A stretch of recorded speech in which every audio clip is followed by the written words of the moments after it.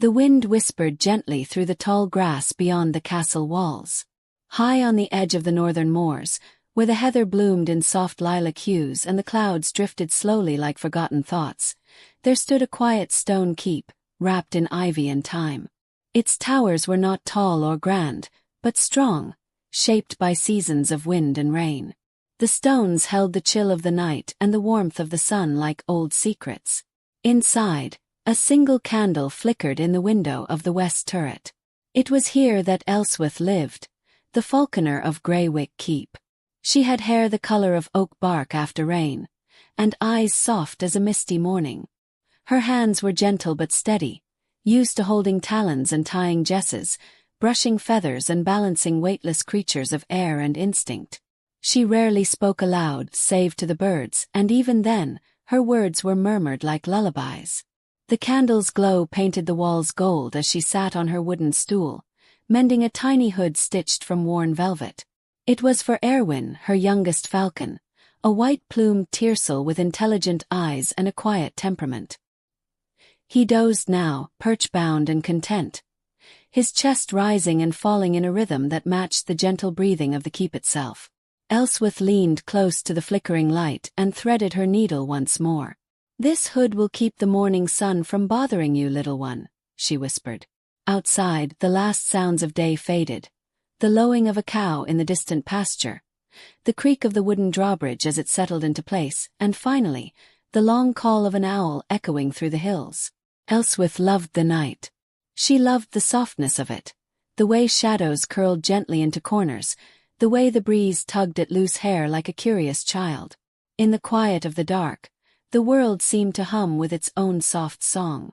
She remembered what her grandmother used to say when she was small.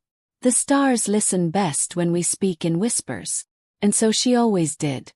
Tonight the keep was especially still. Even the hearth downstairs had been left to smolder quietly, giving off only the faint scent of peat smoke and thyme. Everyone else had gone to sleep hours ago.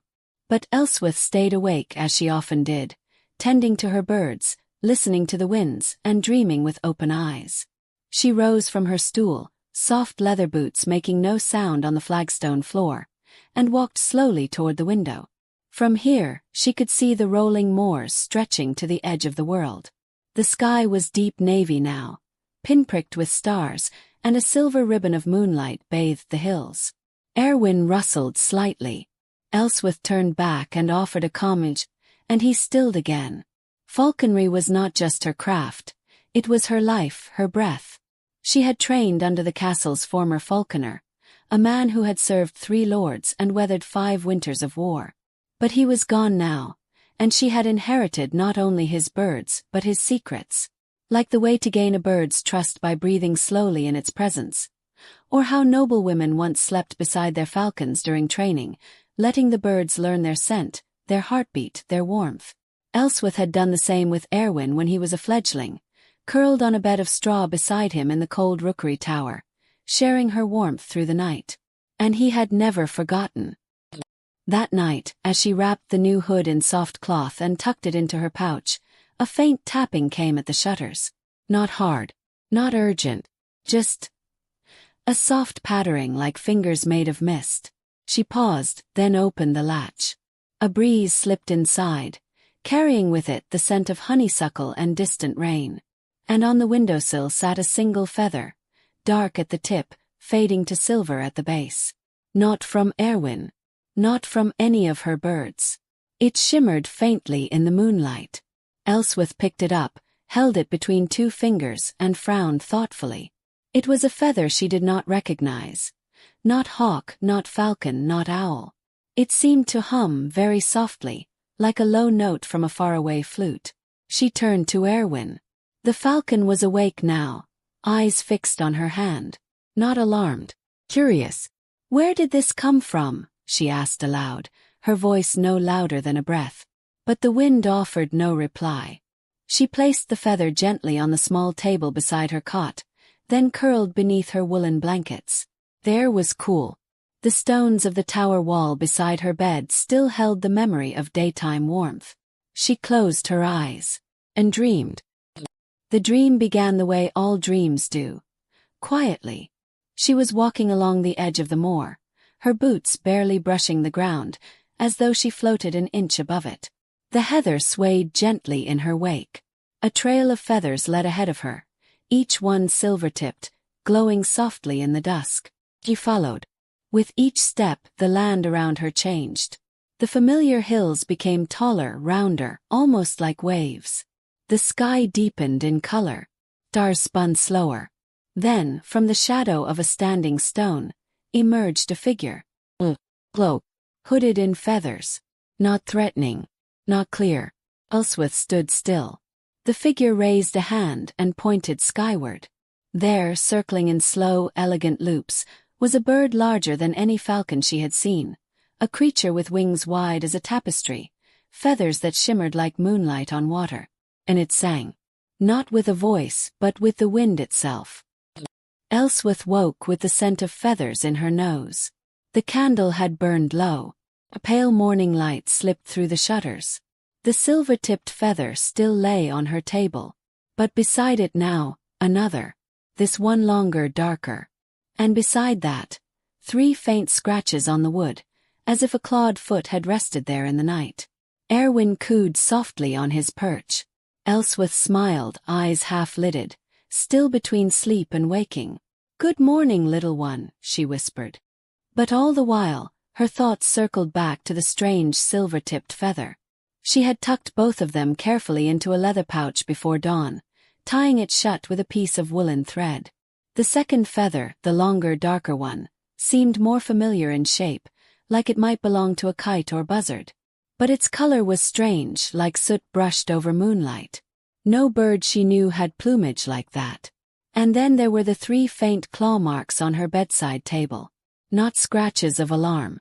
No.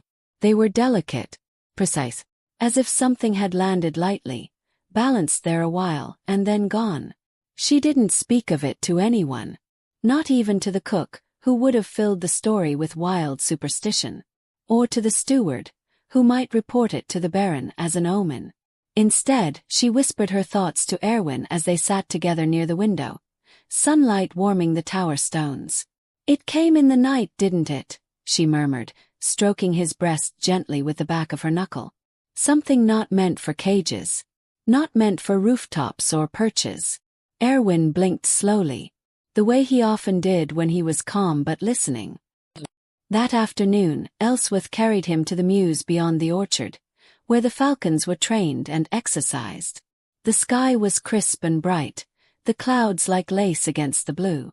A row of small perches lined the training green, and beyond them, the woods opened toward the far hills. She released Erwin gently and watched as he lifted into the wind with a soft beat of wings.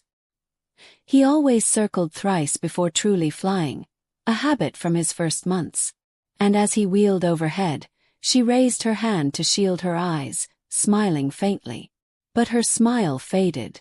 Far beyond the tree-line, high in the distant sky, something moved. At first, she thought it was a cloud, a streak of gray and silver. But it shifted against the wind, not with it. It dipped, rose, glided like a bird far too large to belong to this region. She narrowed her eyes. The shape moved again, then vanished into the clouds. Elswyth lowered her hand and stood in silence. A tingle ran along her spine, not fear but a strange, waking sort of dream. Like she'd seen something not meant to be seen. Like she'd stepped out of time for a moment and glimpsed a thread of something ancient and circling. That evening, she prepared a special meal for Erwin. A mix of raw dove and boiled egg, sprinkled with crushed nettle and ground chamomile, a combination passed down through generations of falconers to ease the birds before long journeys. She wasn't sure why she made it. Only that something in her bones whispered that the air was changing. After feeding him, she lit a second candle, then a third. She placed them around the tower room, one near the window, one beside the water basin, and one on the floor in a small iron holder. Their flickering light threw warm shadows across the stone. Elswyth sat cross-legged on her straw mat, the feathers laid out before her, the pouch unknotted. She reached for the silver-tipped one and held it close to the flame. There, beneath the light, faint but visible, were tiny etched lines. Not cracks, not natural splits, but markings, symbols. She blinked slowly. Her heart beat once, deep and low. The shapes were not letters she recognized. Not Latin. Not Saxon runes. They looked older, wiser, like the curling script carved on ancient standing stones in the far glens. She traced one with her little finger, and felt warmth. The feather pulsed gently against her skin. Not hot, not cold, just alive in a quiet, breathing way. Erwin rustled on his perch. The candles danced higher for just a moment, then returned to stillness. That night, sleep came like a tide. Steady, enveloping. She dreamed again. This time, the moor was covered in mist, so thick she could barely see her feet. But the feathers were there, leading her forward. She walked slowly, the air filled with the distant sound of wings. Not flapping, not frantic, just one long gliding pass overhead. Again and again. She followed the feather trail until the mist cleared. And there, beneath a hill crowned with standing stones, was a nest, large as a rowboat, lined with woven grasses and silver threads. And inside it, an egg, black as obsidian, and pulsing softly with pale blue light. She reached toward it, and woke. She sat up straight in bed, her heart not racing but steady, as if it had been waiting. The room was still. The feathers were gone. Only a single thread remained on the table, a strand of silver no thicker than a hair, looped into a tiny knot. Elswyth closed her hand around it and whispered into the silence. "I'm listening." And somewhere in the early morning wind something answered. Not in words, but in a promos.